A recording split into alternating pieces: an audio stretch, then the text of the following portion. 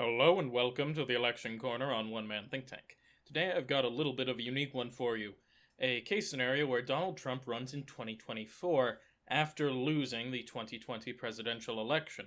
Now I've taken a few assumptions here. First, that Donald Trump will run in 2024. I'll go into the chances of that in just a moment. And that Kamala Harris succeeds Joe Biden as the Democratic presidential nominee. Joe Biden has not kept, it's an open secret, Joe Biden only intends to run for one term. And should he win, he will not run for a second, leaving his vice president, Kamala Harris, as his most likely successor. Now, vice presidents do not have the greatest history of running in primaries and winning, but right now I genuinely believe she would be a front runner going into a 2024 Democratic presidential primary where Joe Biden doesn't run. I could easily see him endorsing her, and, well, as they say, the rest is history. But what are the chances Donald Trump is going to run in 2024 if he loses in 2020? Well, assuming he doesn't face any criminal charges or, keels over dead. He does not have the best lifestyle, healthy lifestyle after all, or most healthy lifestyle or best lifestyle in general. But right now, you can look at how the Republican National Convention is set up. It is set up to have literally half of the speakers are members of Donald Trump's family. This has become the party of Trump. I actually think it could sink the Republican Party. And so much so, Donald Trump's ego won't allow him not to run again, especially after claiming it was all faked. He would have an entire party trying to welcome him back. The remains of the Republican Party after a 2020 presidential election, most likely, even in my now average Senate scenario, shows the Republicans losing everything at the federal level and seeing a steady but speedy decline of control of state legislatures in the states, especially down here in Texas. So I'm going to run and show you what this is going to look like. So let's start off by giving Kamala Harris some safe seats. That's going to include the West Coast, most of the Southwest, Hawaii, Virginia, honestly, D.C., Maryland, Delaware, New Jersey. He gets not New Hampshire, with a safe seat. New York, Illinois, Minnesota, Michigan. And she's already in an amazing position, as you can see from this, and this is just from her safe seats. She's got a lot more which aren't safe.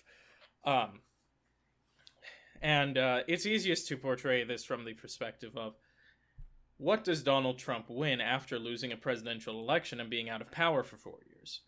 Well, there'll be some slight rehabilitation of his image, but going against she is a social democrat, so a progressive, black / Asian American woman lawyer from California, who's a Democrat, in general, is going to be able to rehabilitate Donald Trump's image enough in certain states that people are we'll have all of the articles we're having now of, how is Donald Trump not losing by 10 billion points? Well, it's because a good chunk of the country hates the Democrats. This is why the two-party system is so problematic. But he's already got a good starting point. He's got most of the Great Plains, and keep in mind this is 2024, so I'm assuming some trends that we're seeing now will continue on into the future, which may not be the case, but we'll have to see. Oklahoma, a good chunk of the South, Tennessee, West Virginia, Kentucky, Indiana as well as states such as Mississippi and Alabama, will go safe red. But the rest of this map is a lot more up for play, and as you can tell, the Republicans have already lost quite a bit of ground. We're not seeing Missouri or nearly called it Los Angeles. Louisiana, you'll have to forgive me. I just got off a long game of Civ. And every Atlantic southern state is no longer safe Republican. And up here we're seeing a lot of states which the Democrats could easily pick up or have picked up. So going in, we'll go region by region. Already, you can probably guess Donald Trump does not have much of a chance here. It's a case of how much does he lose by as opposed to does he lose. So, starting off with Maine, Maine's 2nd District will be tilt Democratic. I actually think that Donald Trump would have a very strong fighting chance here, but memories of what have happened will not fade so easily, especially when they run the same guy again. I think we could be entering into a California scenario. There's an amazing article you can look up about how California is 15 years ahead of the nation, and it basically matches up with attitudes and policies and the like. And what happened after their big flip over away from the Republicans is it became really hard for Republicans to win in general at the state level, in the federal, at what they're, for them the state level. For this scenario, it's the federal level. After having 4 years of uninterrupted Democratic governance, partially after some really bad years of Republicanism. Because here's the thing people forget. George W. Bush was a bad president, but the Republican Congress he had was not a bad Congress. Donald Trump is a bad president, and he has a bad Congress with him. But to finish up New England, New Hampshire would be likely Democratic. I think they still have that libertarian bend that a Kamala Harris prosecutor type would not mesh well with. But another likely seat would be Pennsylvania. Being Joe Biden's vice presidential nominee will really help them in Pennsylvania, which is also becoming a more diverse state. I believe by 2024 it's nearly minority majority, which will help Democrats in that state. Ohio, on the other hand, is still going to be a strongly Republican state, with a standing history in recent years of what I will refer to as moderate Republican governors, such as Kasich and DeWine. It's going to keep the state very much in the Republican column, but less liable to vote for Donald Trump. The main reason it's actually in the likely column is because I think they would be more voting against Kamala Harris than for Donald Trump. But on the other hand, Wisconsin would very much be voting against Donald Trump rather than for Kamala Harris, putting it in a strong likely column. Iowa, on the other hand, leans Democratic from the get-go. This is just due to the fact that Iowa has shown a trend of very slowly... so, as I've said, Iowa is getting more red, but Iowa has these dips into red and then reaches up towards blue and dips back down into red. And right now it seems to be going back towards blue, and in a Donald Trump election, I believe, where he's already lost once, Iowa would be on the blue side of things. We'll get back down here after we do the rest, because this is where the fun is. Because the South not voting Republican is the biggest death sentence they have. Up in Montana, Donald Trump, I think, would have a leans chance of winning. Running with a basically ticket of I'm the Republican, which helps you at the Montana statewide level. But running as I'm the Republican who lost and killed hundreds, because also, here's the key point, Donald Trump's image isn't going to be super rehabilitated. I can easily see there's going to be a massive pivot away from him around 2022, or in the lead up to that, and then there's going to be, if he wins the nomination, a massive pivot back. And that's going to be enough to really start hurting him in these states. And the same thing goes with Omaha.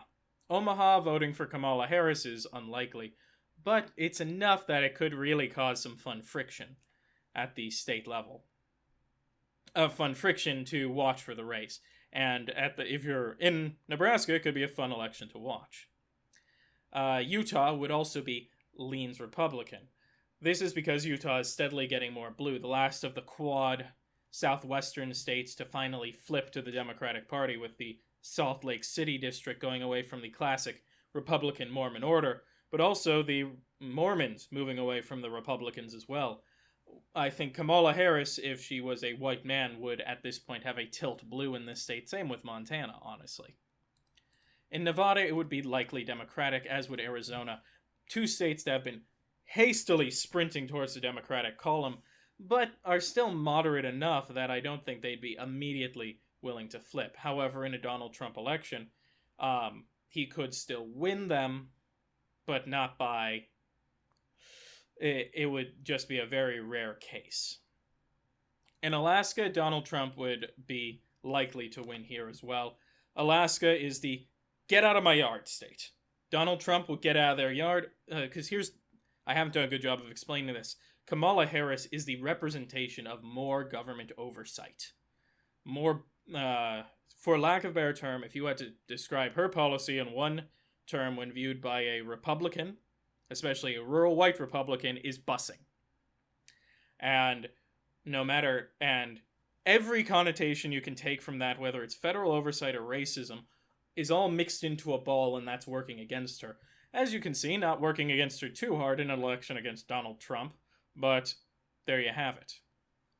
Okay, Kansas. Kansas, I think, would be tilt Republican. We're seeing that state very much start to go blue at the statewide level. Mostly out of we're not, as a check for the Republicans. Normally you see people vote on the down ballot as a balance against whoever they put on the top. Kansas seems to be going the other way, putting blue at the statewide level for statewide elections, and then voting red on the down ballot, which I think is an interesting change of course for them. So Kansas would be tilt Republican, because also Donald Trump would hasten this process. Texas, on the other hand, would be tilt Democratic. While there's a solid chance Texas could go blue in 2020, in 2024 it's almost an inevitability Texas will be in play.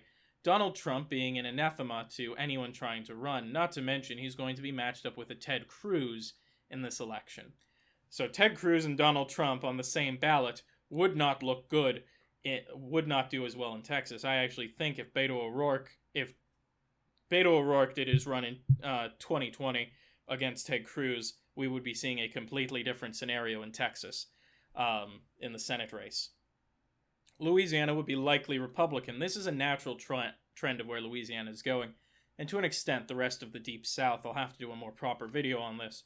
But Louisiana has New Orleans, and New Orleans votes over 90% Democratic. And its population, for the first time in a while, has really been growing. It's been growing, but now it's really starting to spike. And the more people that move to New Orleans, Baton Rouge, really those two cities, is causing Louisiana to look more and more in flux. Keep in mind they do always vote Democratic for their governor. And I think we could see Louisiana being more and more in play in the future. Same with Missouri. Right now, vote heavily Republican, but very progressive on the ballot.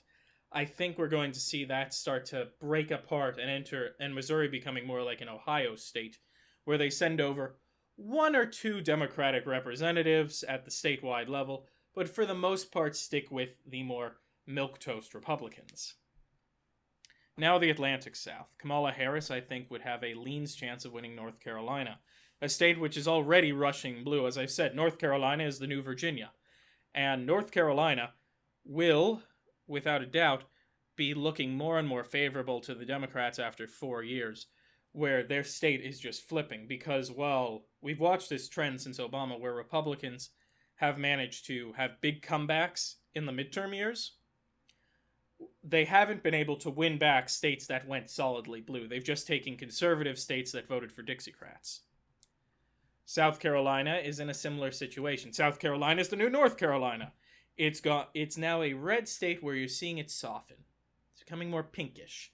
And I think by 2028 it's going to be light bluish. Georgia will be in a similar situation to North Carolina, except a little bit less likely to flip Democratic, just due to the fact that you've still got those really affluent suburbs, which after 4 years of Democratic presidency will probably be a little bit more willing to vote for Trump again, just because, well, things have normalized now, all that jazz, and there will be a Democratic Congress. And lastly, we have Florida, which would be likely for Kamala Harris. I think Florida is now likely for Joe Biden. Florida is a state which is getting more and more diverse, more and more blue. Ironically enough, I think we're seeing a big spike in red that's going to rapidly dissipate over the next 4 years. So there you have it, Kamala Harris winning by almost 400 electoral votes to Donald Trump's 142. This is a bad map, and it shows basically the worst future for the Republicans, where their safe seats are dwindling. Because you see, for the longest time, the Republicans were able to win based off the South. And that included the Southwest. And here's what's happened. They pretty rapidly lost the Southwest over the course of about 6 years. They're now beginning, and when Virginia flipped, it occurred to everyone, oh, like permanently in the past 3 years, it's all of a sudden occurred to everyone, oh, the rest of the South could flip. We're seeing it with Texas, North Carolina, Georgia, and Florida. Florida's always been a purple state, but purple's becoming less and less of a thing. Donald Trump may have even been able to reverse the Rust Belt secession from the Democrats' blue wall. In fact, it might actually have been a temporary change in pace in response to Hillary Clinton. And we're seeing parts of the Great Plains soften up to the Democrats, and what very well could happen if the Republicans continue with this. Let's say they do run Donald Trump, and then they don't have someone solid in 2028. We're talking at least 8 years of Trump cultism at this point. The map, we could easily see Utah flip, Montana flip, Kansas flip. We could see a map, ignore the fact that I can't change all of them, that looks something a little bit more like this. Heck, even Indiana could be in on it.